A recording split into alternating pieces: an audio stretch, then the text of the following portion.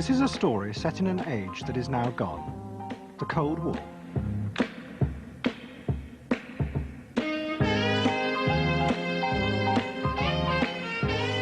It is about a group of scientists who believed that they had found, for the first time ever, a way of controlling the human mind. They were convinced they had discovered how to change human memory, how to alter the way memories of the past were stored in the brain. If they could do this, they would have the power to free human beings from the past. They could wipe the memories of terrible experiences that drove people to violence and insanity. It meant that the dark forces of history that led to war and destruction could be controlled. But their dream became caught up in the vicious politics of this age, and their certainty and optimism turned to paranoia. They found themselves in a strange world in which nothing could be trusted, not even their own memories.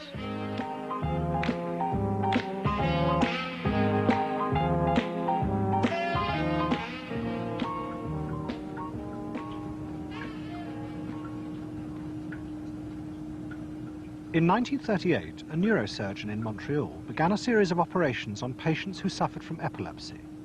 His name was Wilder Penfield. In that operating theater, Dr. Wilder Penfield would perform his brain surgery. What he would do very basically is literally he would cut the skin, take the skin flap back, roll it back. He would then literally remove the skull, the top part of the skull. The patient all this time is under a local anesthetic, completely conscious. And there was a surface of the brain visible right in front of our eyes. I had a bunch of electrodes on the brain recording its electrical activity. And then we'd put an electrode on, stimulate the temporal lobe, and suddenly they would be transported into Africa or something, and they remember some experience they had many, many years ago, and it would be very vivid to them, just like a dream.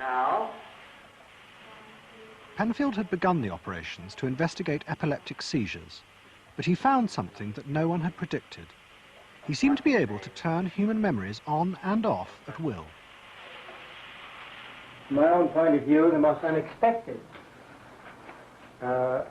finding was to discover that a mild electrical current applied to the surface of the brain causes a patient to have a memory from his own past sometimes. Good. Make it 1 volt, please. 1 volt. Yeah. Is it 1 volt? I heard what sounded like an orchestra playing, and I asked the nurse where it was coming from.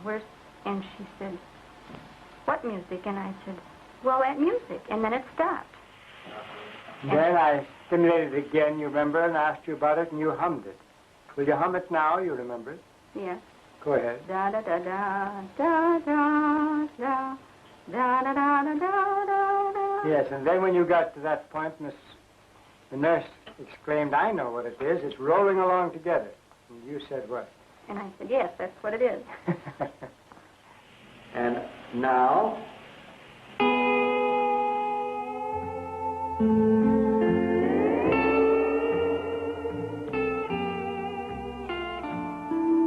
Penfield was convinced he had discovered how memories were stored in the brain. There were patterns in the neurons, like electrical circuits. By touching the right point, he could play back what he called time's strip of film. Towards the end of the war, Penfield invited a psychiatrist called Ewan Cameron to come and join him in Montreal. Cameron was fascinated by Penfield's work. He believed that if it was possible to change memories, one could produce better, more rational human beings. Cameron was, in a way, a dreamer. He was a great pragmatist, but he was also a great dreamer. He thought that psychiatry should not just concentrate on sick people, mentally ill, but should actually go into government, that politicians should listen to psychiatrists. Psychiatrists should be in every parliament and should direct and monitor political activities, because they knew in a rational, scientific way what was good for people.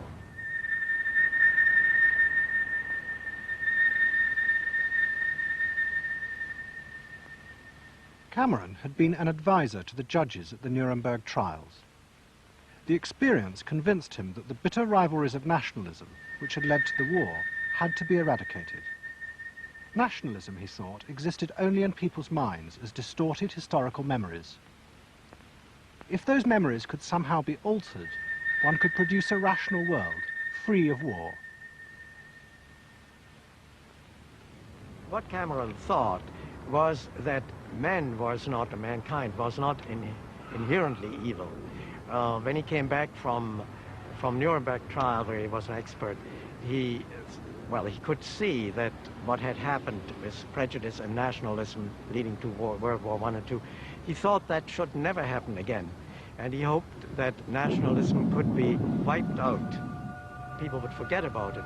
They would remake people. Cameron founded the Allen Memorial Institute in a Gothic mansion overlooking Montreal. It was both a psychiatric clinic and a centre for research. His aim was to find ways of changing the memories in the minds of his mentally ill patients. And she said, "You have used me as a fish long enough. You know, She has used you as a fish. You know, she spoke like that. Not me, but she was talking to her partner who was recording everything from every room, even the cafeteria.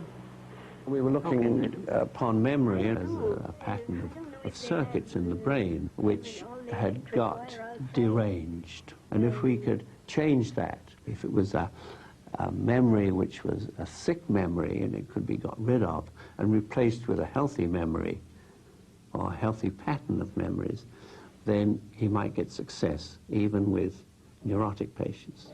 Then, 3,000 miles away, a series of grand historical events began to unfold. They would give Cameron the chance to pursue his dream. A shadow had fallen upon the scenes so lately lighted by the Allied victory. From Stettin in the Baltic to Trieste in the Adriatic, an iron curtain has descended across the continent.